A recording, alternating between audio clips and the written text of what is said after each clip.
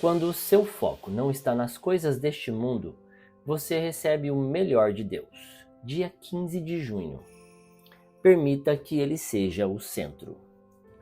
Busquem, pois, em primeiro lugar, o reino de Deus e a justiça, e todas essas coisas serão acrescentadas. Mateus, capítulo 6, versículo 33.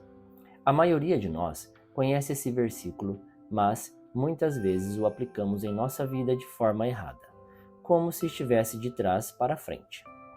Às vezes, desejamos em primeiro lugar o que o mundo pode nos oferecer e só depois buscamos o reino de Deus, acabando invertendo a ordem das coisas.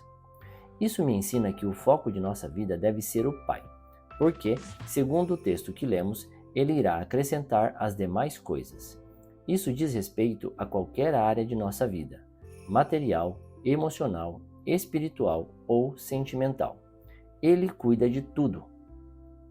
Talvez até aqui você tenha acreditado que Deus só se envolveria em sua vida espiritual, mas isso não é verdade. Como um pai que se preocupa integralmente com a vida do filho, assim ele é conosco.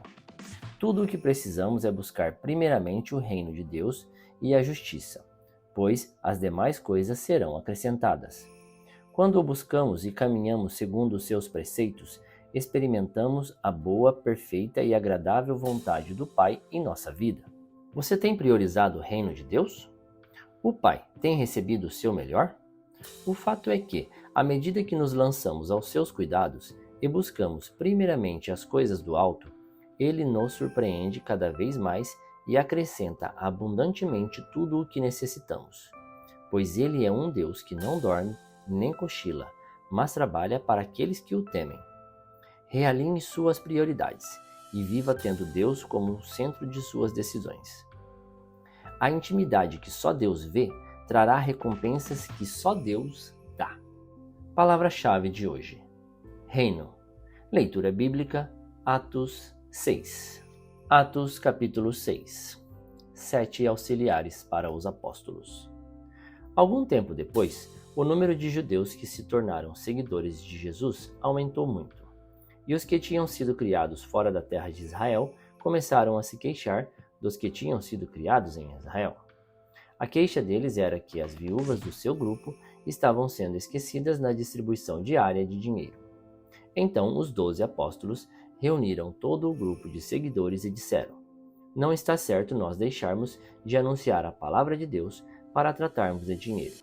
Por isso, irmãos, escolham entre vocês 7 homens de confiança, cheios do Espírito Santo e de sabedoria, e nós entregaremos esse serviço a eles.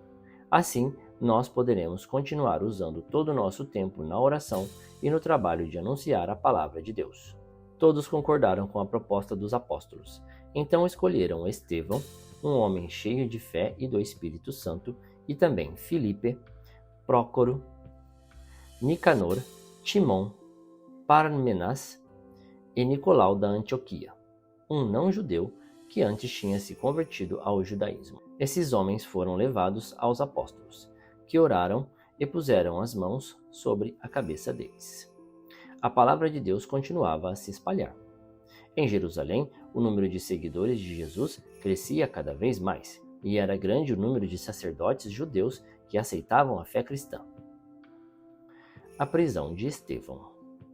Estevão, um homem muito abençoado por Deus e cheio do poder, fazia grandes maravilhas e milagres entre o povo, mas ficaram contra ele alguns membros da sinagoga dos homens livres, que era a sinagoga dos judeus que tinham vindo das cidades de Cirene e Alexandria. Estes e outros judeus da região da Síria e da província da Ásia começaram a discutir com Estevão, mas o Espírito de Deus dava tanta sabedoria a Estevão que ele ganhava todas as discussões. Então, eles pagaram algumas pessoas para dizerem: nós ouvimos este homem dizer blasfêmias contra Moisés e contra Deus. Dessa maneira, eles atiçaram o povo, os líderes e os mestres da lei. Depois agarraram Estevão e o levaram ao conselho superior. Então arranjaram alguns homens para dizerem mentiras a respeito dele. Essas pessoas afirmaram o seguinte: este homem não para de falar contra o nosso santo templo e contra a lei de Moisés.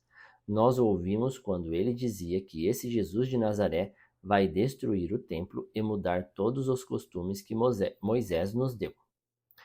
Todos os que estavam sentados na sala do Conselho Superior olhavam firmemente para Estevão e viram que o rosto dele parecia o rosto de um anjo. Fim do capítulo 6. Você quer saber o que vai acontecer com Estevão? No devocional de amanhã, nós vamos ler Atos capítulo 7. E aí você vai descobrir o que acontece com ele. Muito obrigado, tenha um ótimo dia e que Deus o abençoe.